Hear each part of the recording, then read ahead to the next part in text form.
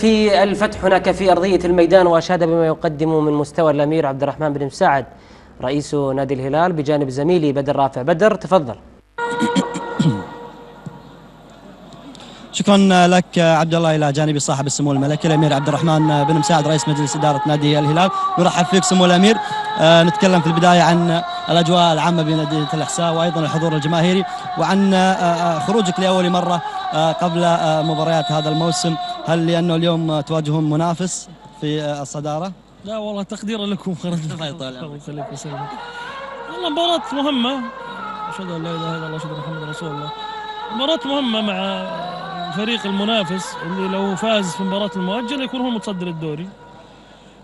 بكل المقاييس مباراة مهمة وكبيرة، والفتح السنة هذه يقدم مستويات لافتة. من السنة اللي فاتت ويقدم مستويات لافتة، ولكن السنة هذه يعني ما أشوف إنه حقول شيء جديد لو أشدت فيه. فبالتالي مباراة صعبة ومعدين لها العدة إن شاء الله، ونأمل أن النتيجة تكون في صالحنا إن شاء الله.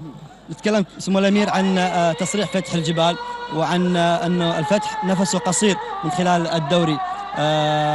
هل هو يعني حقيقة بالنسبة للفتح، خاصة أنك أشدت بالفتح سمو الأمير؟ والله ما يعني طبعا الكابتن فتح الجبال هذا تصريح حكيم منه ومتواضع يعني.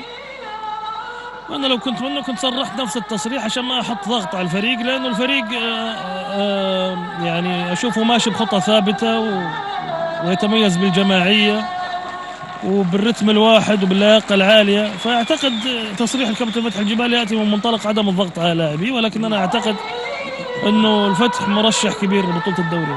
نتكلم عن استعدادات الفريق سمو الأمير من خلال هذه المواجهة بعد الفوز على الاتحاد. وجودك مع الفريق منذ مساء البارحة، يعني وجودك في الحسا تقريبا.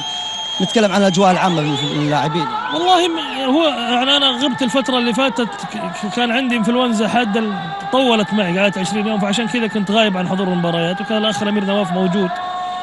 فالحمد لله أول ما حسيت إن أنا أحسن الأمر عادي، ما في أكثر من كذا. ولكن برضو أيضا مباراة مهمة يعني مثل ما قلت لك، لأنك تتكلم عن الأول والثاني، والفتح عنده مباراة ناقصة كمان، حتى لو فاز فيها ممكن يصير المتصدر يعني. فبالتالي هي تعتبر مباراة الأهم حاليا في الدوري. سؤال أخير، حسابيا التعادل جيد بالنسبة لكم؟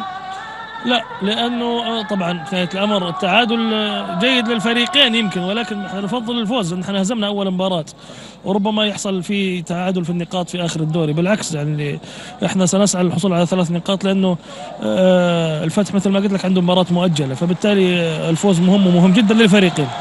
شكرا جزيلا. شكرا لصاحب السمو الملكي الأمير